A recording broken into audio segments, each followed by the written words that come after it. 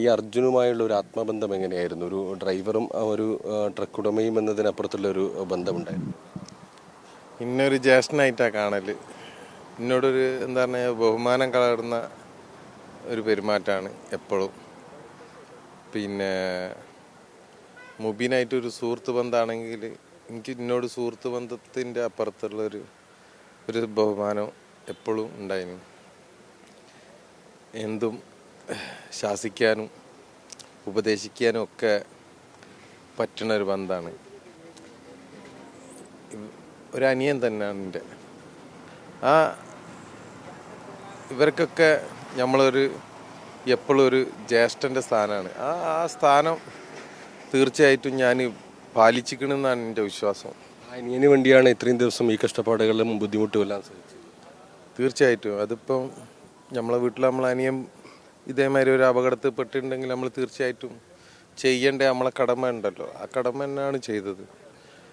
അതിൻ്റെ അവനെ ഇവിടെ ഈ ഗംഗാവലി പുഴയിലിട്ടിട്ട് സ്വന്തം അനിയൻ ആരെങ്കിലും ഇട്ട് വെച്ച് പോവോ? മനസ്സ് വരില്ല. എന്തായാലും അന്ത്യകർമ്മങ്ങളൊക്കെ ചെയ്ത് കണ്ണാടിക്കലുള്ള അവിടെ സമാധാനത്തോട് കൂടിയിട്ട് അന്ത്യവിശ്രമം കൊള്ളണം. അതാണ് എൻ്റെ ആഗ്രഹം. അതാണ് ഇപ്പോൾ നടക്കുന്നത്. ഇതിൻ്റെ ആദ്യഘട്ടത്തിലൊക്കെ വളരെ വൈകാരികമായി മനാഫ്ക്ക് പ്രതികരിക്കേണ്ടി വന്നിട്ടുണ്ട്. അപ്പോൾ അതുകൊണ്ട് തന്നെ ആ സമയത്തൊക്കെ ചില ആരോപണങ്ങളും പ്രശ്നങ്ങളൊക്കെ നേരിട്ടിട്ടുണ്ട്. പക്ഷേ ആ സ്ഥാനത്ത് ഇപ്പോൾ അർജുനും മനാഫും തമ്മിലുള്ള ഒരു ബന്ധത്തിനെ കുറിച്ചാണ് എല്ലാവരും ചർച്ച ചെയ്യുന്നത്. ശരിക്കും ഈ ഘട്ടത്തിൽ ചോദിക്കുകയാണ്, ആരാണ് ശരിക്കും മനാഫ്? ഞാൻ സാധാരണക്കാരനാണ്. ഇതിനു മുമ്പ് നിങ്ങളെ ഒരു ചാനലിലോ ഒന്നിലും ഞാൻ ഒരു സാധാരണ ഒരു കുറേ പ്രയാസങ്ങളും പ്രാരാബ്ദങ്ങളും കഷ്ടപ്പാടുകളും ഉള്ള ഒരാളാണ്. നൂറുകണക്കിൽ പ്രശ്നങ്ങൾ എനിക്കുണ്ട്. കുറേ പ്രശ്നങ്ങൾ എൻ്റെ സ്വഭാവം കൊണ്ടാണ് ഞാൻ ഈ തോറ്റെടുക്കുന്ന വലിയൊരു പ്രശ്നമുള്ള ആളാണ്. അതായിരിക്കാം എനിക്ക് ഇങ്ങനെയൊക്കെ അങ്ങനത്തെ കുറേ ശത്രുക്കളും ഉണ്ടാവും. വൈകാരികമായിട്ട് സ്റ്റാർട്ടിങ്ങിൽ പെരുമാറിയത് പറഞ്ഞു കഴിഞ്ഞാൽ എനിക്കിവനെ കിട്ടാൻ വേണ്ടിയിട്ടുള്ള ഒരു വെപ്രാളം.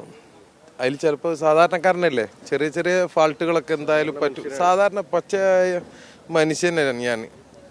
എനിക്കും കുടുംബമുണ്ട്. എൻ്റെ കുടുംബത്തിലൊരു അംഗം നഷ്ടപ്പെടുമ്പോൾ എനിക്ക് ചിലപ്പം വിവേകം അതേമാതിരി വൈകാരികം ഇതിൻ്റെ ഇടയിലുള്ള അന്തരം മനസ്സിലാക്കാൻ കഴിയൂല. തീർച്ചയായിട്ടും ഓരോ ദിവസവും ഉള്ളിൽ തീയേനു. ഇവൻ്റെ ശരീരം ദ്രവിച്ചു പോവുകയാണല്ലോ എന്നുള്ള ഒരു വിഷമം, പേടി, ആദി എല്ലാം ഭയങ്കരമായിട്ട് എന്നെ ബാധിച്ചിനു. അതിൻ്റെ പുറത്ത് കാണിച്ചു കൂട്ടിയ കുറേ കാര്യങ്ങളാണ്. സുഖമില്ലാതായി.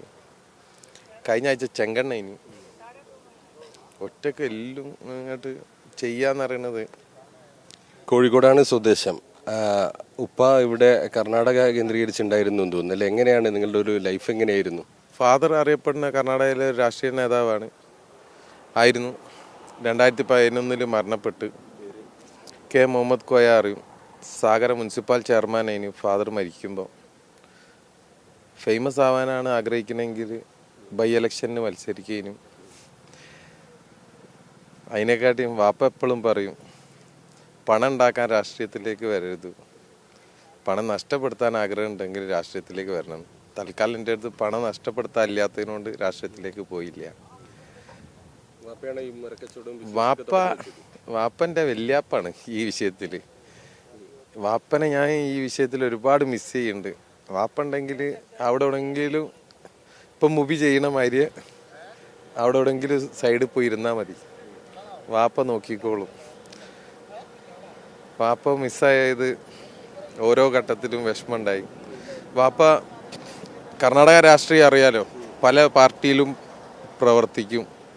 ഇവിടെ എന്താ പറഞ്ഞു കഴിഞ്ഞാൽ വാപ്പനെ പ്രതിനിധാനം ചെയ്യുന്ന ആളുകൾക്കും വേണ്ടിയിട്ട് ചിലപ്പം പാർട്ടിയൊക്കെ അങ്ങോട്ടും ഇങ്ങോട്ടും മാറും. ആദ്യ കാലഘട്ടത്തിൽ കർണാടകൻ്റെ സ്റ്റേറ്റ് ജനറൽ സെക്രട്ടറി ആയിരുന്നു മുസ്ലിം ലീഗിൻ്റെ വാപ്പ. വൈസ് പ്രസിഡൻ്റ് ആയിരുന്നു. പല പോസ്റ്റിലും മുസ്ലിം ലീഗിൻ്റെ ഇരുന്നിനും. അസംബ്ലി ഇലക്ഷനിൽ വാപ്പ മുസ്ലിം ലീഗിനും വേണ്ടിയിട്ട് മത്സരിച്ചിന്, ചെറിയ വോട്ടിന് തോറ്റതാണ്. അതേമാതിരി വാപ്പ ജനതാദളിൽ ആയിന്, ലാസ്റ്റ് കോൺഗ്രസ്സിലുണ്ടായിന്, കോൺഗ്രസ് ജില്ലാ പ്രസിഡൻ്റ് ആയിന് കോൺഗ്രസിൻ്റെ. പിന്നീട് അവസാന കാലഘട്ടത്തിൽ ജനതാദളിൻ്റെ സ്റ്റേറ്റ് സെക്രട്ടറി ആയിരുന്നു വാപ്പൻ്റെ പേരിൽ സാഗർ, നമുക്ക് വീടും കാര്യങ്ങളൊക്കെ സാഗർ എന്ന് പറഞ്ഞ സ്ഥലത്തുണ്ട്. സ്വന്തമായിട്ട് സ്കൂള് കാര്യങ്ങളൊക്കെ ഉണ്ട്. മരിക്കുമ്പം പറഞ്ഞിനും കണ്ണായ സ്ഥലത്ത് സാഗറിൽ എല്ലാ പ്രോപ്പർട്ടിയും സ്കൂള് കുറേ സ്കൂളുണ്ടായിന്. ഒക്കെ നമ്മൾ വാപ്പ അതിൻ്റെ അധികാരം ചോദിക്കരുത് എന്ന് പറഞ്ഞ് നമ്മളതിൻ്റെ ഒരു അധികാരം ചോദിക്കാൻ പോയില്ല. ഒക്കെ ഞാൻ എൻ്റെ വീട്ടുകാർ വാപ്പൻ്റെ പേരിലേനു അതൊക്കെ എഴുതി ഒപ്പിട്ട് കൊടുത്ത് നമുക്ക് ഇല്ല നഷ്ടപ്പെടുത്തുന്നതിൽ ഒരു സുഖമുണ്ട്. അത് എല്ലാവരെ കൊണ്ട് ചിലപ്പോൾ കഴിഞ്ഞോളന്നില്ല. അപ്പം നഷ്ടപ്പെടുത്തി പരിചയമുള്ളവർക്ക് അത് ഒരു കമ്മിറ്റി ഉണ്ടാക്കിയിട്ട് ക്രസൻറ്റ് എഡ്യൂക്കേഷൻ സൊസൈറ്റി, അതിൻ്റെ പേര്, സ്കൂളിൻ്റെ പേര് Sagar K Muhammad Koya high school, higher secondary സ്കൂളോ ഹൈസ്കൂളോ എന്താണ് ഇപ്പോൾ നിലവിൽ. നമ്മളതിലെ കമ്മിറ്റിയിൽ പോലും ഇല്ല.